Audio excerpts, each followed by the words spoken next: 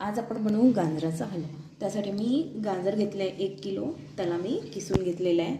आणि थोडेसे आल्मंड्स घेतले आणि कॅश्यू त्याला बारीक एक पीस करून घेतलेले आहे। आणि थोडंसं सुकं खोबरं जे आहे त्याला मी किसून घेतलं आहे।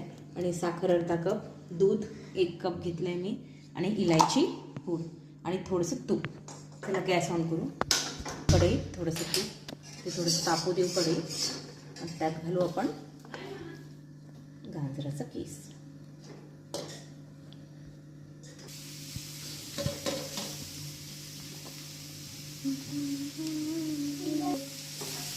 तुपामध्ये छान याला चांगलं हलवून घ्यायचं। यात टाकायचं थोडंसं दूध आणि साखर। साखर मी अर्धा वाटीच घेतलेली आहे, पण तुम्ही वाढवू पण शकता, कारण की गाजर हे ऑलरेडी गोड आहे, त्यामुळे मी थोडी कमी घालत आहे। तुम्ही तुमच्या अकॉर्डिंग, तुम्हाला जास्त गोड आवडत असेल तर थोडी साखर आणखी घालू शकता। बघा साखरेला आता पाणी सुटलं आहे बऱ्यापैकी, आणि त्याला त्या गाजरांना दुधात आणि साखरेच्या पाण्यात चांगलं शिजवू द्यायचं।